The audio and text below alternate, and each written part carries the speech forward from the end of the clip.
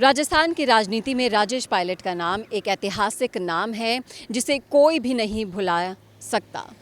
अभी हम खड़े हैं उन्हीं के स्मृति स्थल पर, यानी कि दौसा ज़िले में उन्हीं की भूमि पर, जहां पर उन्होंने अपना सब कुछ यहाँ पर रहने वाले लोगों के नाम कर दिया था। उनके साथ उनकी समस्याएं सुलझाने में, फिर चाहे वो कोई भी हो, सबसे ज़्यादा आगे रहते थे राजेश पायलट।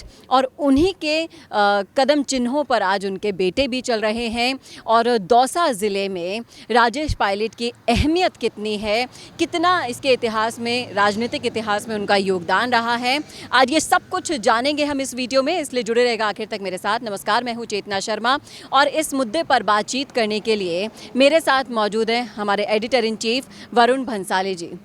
तो सर, मैं आपसे जानना चाहूँगी कि आज हम दौसा ज़िले में राजेश पायलट जी के स्मृति स्थल पर खड़े हैं, और जब राजस्थान की राजनीति की बात की जाती है तो राजेश पायलट का नाम स्वतः ही अपने दिलो दिमाग में आ जाता है। तो उनके जो योगदान रहे हैं राजनीति में, उनका जो सफ़र रहा है, उसके बारे में आपकी क्या राय है? देखिए, दौसा एक वो भूमि है जहाँ सबसे पहले राजेश पायलट को पॉलिटिक्स में आने का, सार्वजनिक जीवन में आने का मौका मिला। और दौसा के लिए, दौसा के लोगों के मन में राजेश पायलट ने एक अलग ही छाप छोड़ी है, जिसका कहीं ना कहीं एक प्रतिबिंब राजेश पायलट स्मृति स्थल पर देखने को मिलता है। सबसे बड़ी और सबसे अहम बात राजेश पायलट के बारे में ये है कि राजेश पायलट एक फाइटर प्लेन पायलट थे। वो प्लेन्स चलाते थे और उन्होंने जब राजनीति में आने की इच्छा इंदिरा गांधी को जताई, तो उनका वो इच्छा जताने का तरीका कहिए या कहीं ना कहीं अपनी बात को रखने का तरीका कहिए कि इंदिरा गांधी का खुद का फ़ोन उनके पास गया और उन्होंने कहा कि आपको चुनाव लड़ना है। समीकरण कुछ ऐसे बने कि उन्हें दौसा दिया गया। दौसा वो आए, उन्होंने जम के कैंपेनिंग की, लोगों से बातचीत की, और कहीं ना कहीं गुर्जर बाहुल्य इलाका है, वो गुर्जर राजनीति के अहम पुरोधा रहे हैं। और उन्होंने, मैं कहना चाहूँगा कि केवल गुर्जर ही नहीं, बल्कि गुर्जर के साथ साथ पिछड़ी दूसरी जातियों में और हर क्षेत्र में एक छाप छोड़ी। उस छाप को छोड़ने की वजह से लोग आज भी उन्हें याद रखते हैं। और आज जो राजनीति में राजस्थान की हम सचिन पायलट को देखते हैं, वो उन्हीं का प्रतिबिंब है। वो भी लोगों के लिए, जन कल्याण के लिए अगर कोई काम होता था तो अपनी पार्टी से भी अड़ने लड़ने के लिए हमेशा तैयार रहते थे, क्योंकि प्राथमिकता उनकी जनता पहले थी। और ठीक वही प्रतिबिंब सचिन पायलट में भी देखने को मिलता है। लेकिन जिस तरह की निष्ठा, मतलब अपनी पार्टी से जनता के लिए लड़ेंगे भी, लेकिन निष्ठा फिर भी पार्टी के लिए ही रखेंगे, वो भी वैसी ही सचिन पायलट में है जैसी राजेश पायलट में थी। जी बिल्कुल, अभी मैं यही एक सवाल आपका ये सुनकर दिमाग में आया कि जिस तरह से हनुमान बेनीवाल के पिता ने उन्हें कहा था कि तुम कभी कांग्रेस ज्वाइन मत करना, लेकिन हालातों के चलते और कुछ अपनी राजनीतिक रोटियां सेकने के चलते उन्होंने कांग्रेस ज्वाइन कर ही ली और कहीं ना कहीं अपने सिद्धांतों से समझौता किया। वैसे बिल्कुल भी नहीं है सचिन पायलट, उन्होंने अपने पिताश्री के कदमों पर ही चलना ज़रूरी समझा। क्या ये एक और उदाहरण मिलता है, आप समझिए कि किसे कहते हैं संस्कार और किसे कहते हैं संस्कारों को आगे बढ़ाना, ये सचिन पायलट से सीखने को मिलता है। लेकिन उनसे जो सीखने को मिलता है उसकी वजह वो संस्कार है जो उन्हें राजेश पायलट से मिले। राजनीति में उन्हें क्या कुछ नहीं कहा गया, उन्हें निकम्मा कहा गया, नाकारा कहा गया कि वो कोरोना है। और कहा किसने? उन्हीं की पार्टी के एक वरिष्ठ सदस्य ने, जो कि मुख्यमंत्री भी थे राजस्थान के। और कहीं ना कहीं कांग्रेस पार्टी में लगातार ये भूमिका चलती आ रही थी कि जो पीसीसी चीफ होता है वो मुख्यमंत्री बनता है। लेकिन वो भेदभाव सचिन पायलट के साथ हुआ। किया किसने?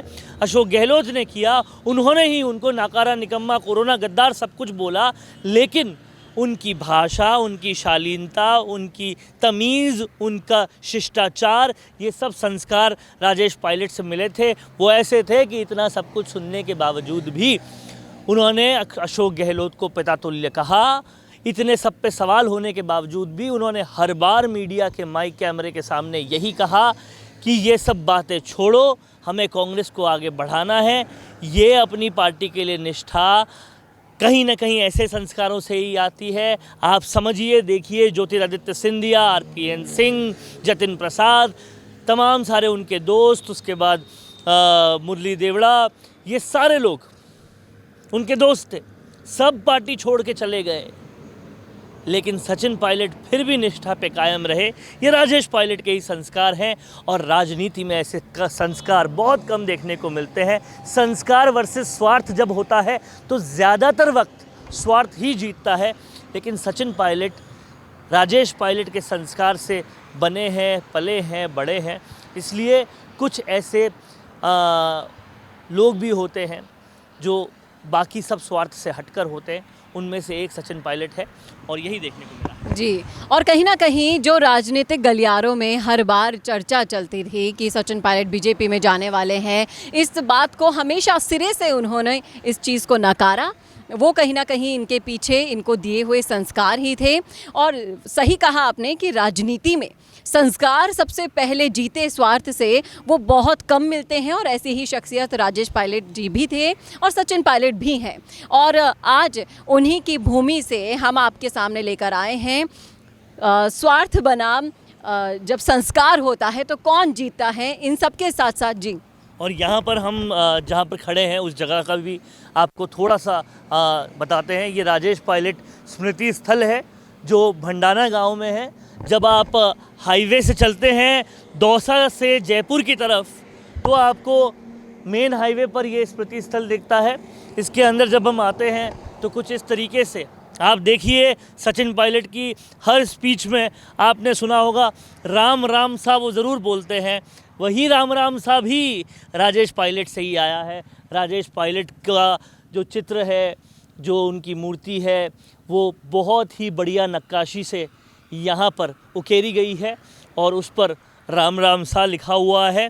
और जब भी सड़क से गुज़रते हुए, दौसा से जयपुर जाते हुए, राजधानी जाते हुए किसी की नज़र अगर लेफ़्ट साइड में पड़ती है तो वो भी राम राम सा राजेश पायलट उनको बोल रहे होते हैं। यही स्मृति है जो कहीं ना कहीं आपके जाने के बाद भी आपको ज़िंदा रखती है और ऐसा ही कुछ राजेश पायलट भी करते हैं। और अगर इस स्थल को देखकर आपको भी याद आता है कोई किस्सा, कोई कहानी, कोई ऐसा पल जो आपने या फिर आपके बुजुर्गों से आपने सुना हो, तो शेयर कीजिएगा हमारे साथ राजस्थान संवाद के कमेंट बॉक्स में। हमें इंतज़ार रहेगा। कैसा लगा वीडियो ये ज़रूर बताइएगा और ऐसी ही और वीडियोज़ के लिए देखते रहिए राजस्थान संवाद। नमस्कार। कोरोना सोल्टेक क्वालिटी, डेडिकेशन और कस्टमर सेटिस्फेक्शन को प्रायोरिटी पर रखते हुए हर इंडस्ट्री की इलेक्ट्रिसिटी में कॉस्ट सेविंग कराने और उन्हें रिन्यूएबल एनर्जी की ताकत देने के लिए लगातार काम कर रहा है। क्योंकि कोरोना सोल्टेक में हमारा मानना है कि देश के रिसोर्सेज को सस्टेनेबल बनाने के लिए जरूरी है कि हम सबका उसमें बड़ा कंट्रीब्यूशन हो। इसीलिए सोलर प्रोजेक्ट्स की टाइमली डिलीवरी करते हुए एक पार्टनर की तरह आपकी इंडस्ट्री को हम अपडेट करते हैं और हमेशा आपकी सर्विस के लिए तत्पर रहते हुए सोलर एनर्जी का पूरा पोटेंशियल आपको मिले, इसी दिशा में काम करते हैं।